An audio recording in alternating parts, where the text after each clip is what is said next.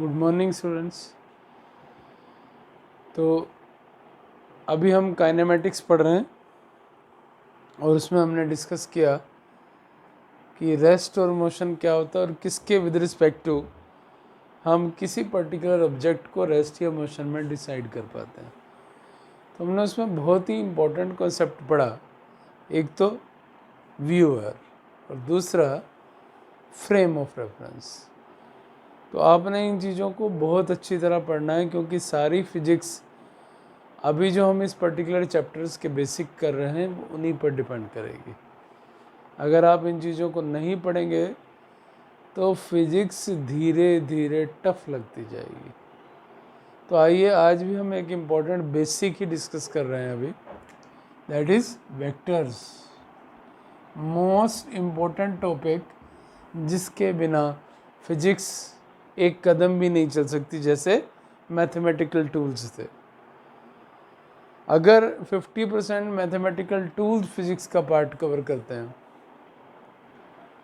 तो 30% part vectors cover करता है, बाकी की फिजिक्स रिमेनिंग हो जाएगी। तो इसलिए बड़े ध्यान से सुनिए क्या है।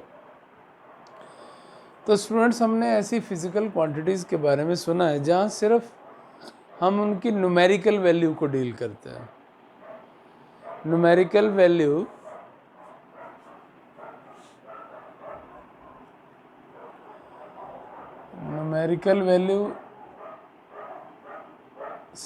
With specified unit.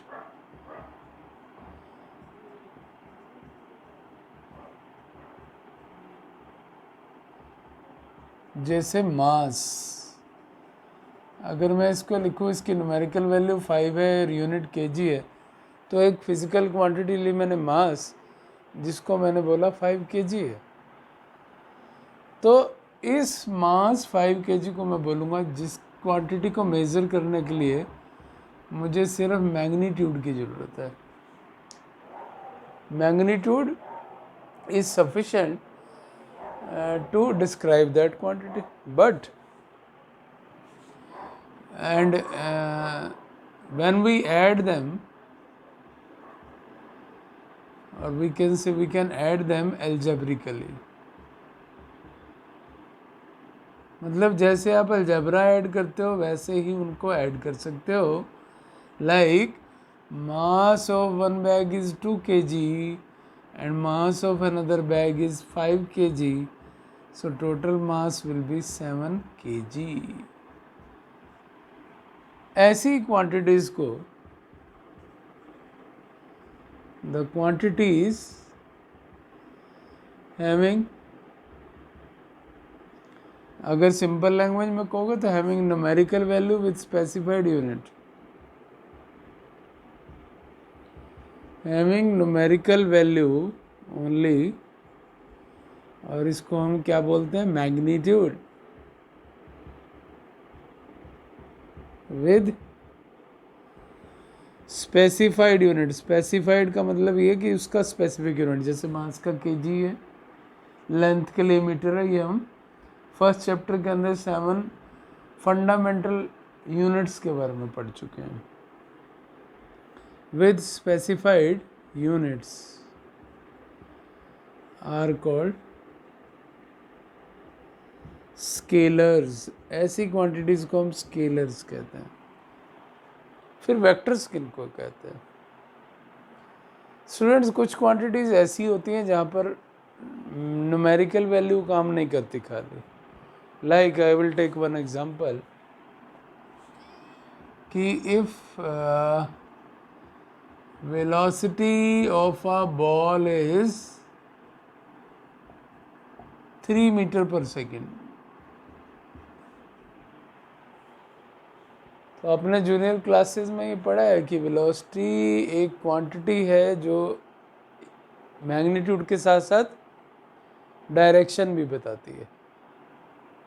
So velocity has magnitude and direction. So we cannot add these types of quantities algebraically.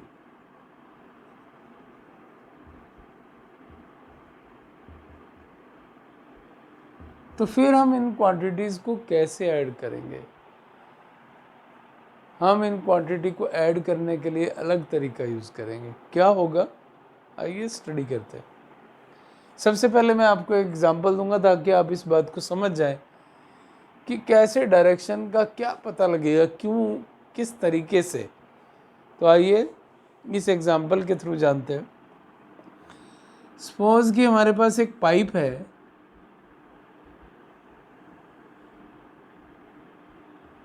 Hollow pipe, और उसके अंदर हमने एक बॉल डाल दी। कैसे डाली कि इस बॉल को कुछ मोशन दे दिया, और ये जो बॉल है ये 3 मीटर पर सेकंड से इस पाइप के अंदर, इस ट्यूब के अंदर मूव कर रही है। यानी कि ball velocity in the tube is 3 metre per second. अब ध्यान से सुनना, हमने इस ट्यूब को इसी के परपेंडिकुलर, यानी कि ये ट्यूब है परपेंडिकुलर माने इस डायरेक्शन में, ऐसे, इधर नहीं, इधर हो जाएगा अलोंग, पैरेलल, ऐसे मूव करेंगे तो इट इज़ परपेंडिकुलर। तो हमने इसको ऐसे, जैसे जैसे बॉल चल रही थी 3 मीटर पर सेकंड से, वैसे वैसे ये पाइप भी ऊपर मूव कर रही थी, ऐसे।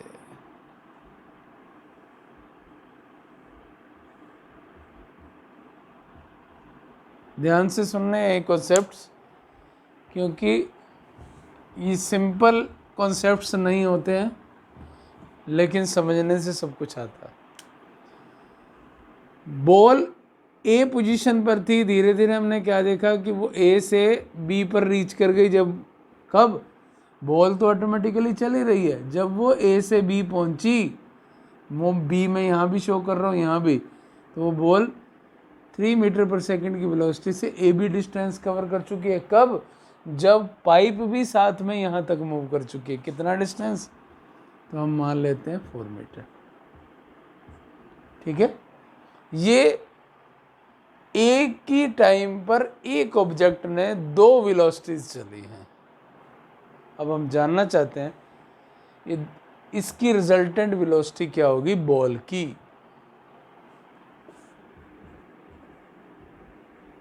रिजल्टेंट वेलोसिटी ऑफ बॉल,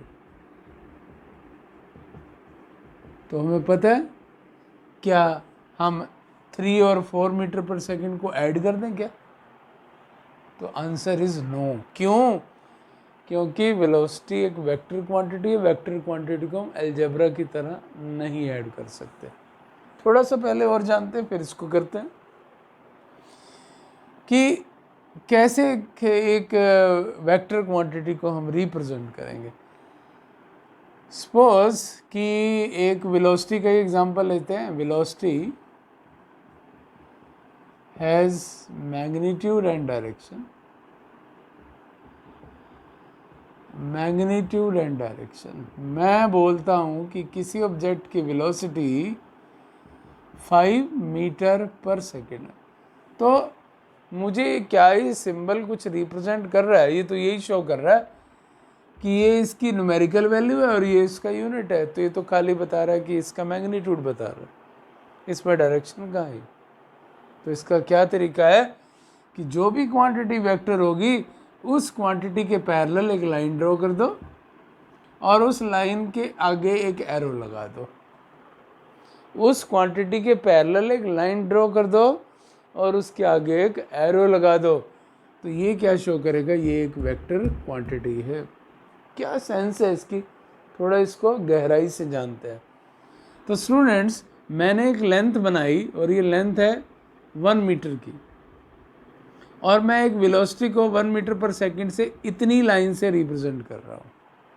मतलब मैंने एक लेंथ स्पेसिफाई कर दी जो कि क्या है, 1 मीटर पर सेकंड है। अब 5 मीटर पर सेकंड की सेंस क्या हुई? इसका मतलब है मुझे एक ऐसी वेलोसिटी लेनी है जो इस यूनिट लेंथ की, यानी कि 1 मीटर सेकंड की 5 टाइम्स है। 1 2 3 4 5। तो ये जो वेलोसिटी है ये ऑटोमेटिकली क्या शो कर रही है? ये 5 मीटर पर सेकंड है। तो ध्यान से सुननी है ये बातें। इसका मतलब है कि अगर मैं किसी वेक्टर क्वांटिटी की बात कर रहा हूँ और अगर मुझे उसे 1 से 3 करना है, 1 से 5 करना है, तो इसका मतलब क्या है, ये न्यूमेरिकल वैल्यू है, ये डायरेक्शन है। डायरेक्शन मैंने चेंज नहीं की। अगर ये 1 मीटर पर सेकंड इस डायरेक्शन में मूव कर रहा था तो 5 मीटर पर सेकंड की डायरेक्शन भी उधर ही एरो है, क्योंकि मैंने एरो को उल्टा नहीं किया। अगर मैं एरो रिवर्स कर दूंगा तो इसका मतलब हो जाएगा कि डायरेक्शन रिवर्स हो गई है। डायरेक्शन रिवर्स का मतलब क्या है, नेगेटिव।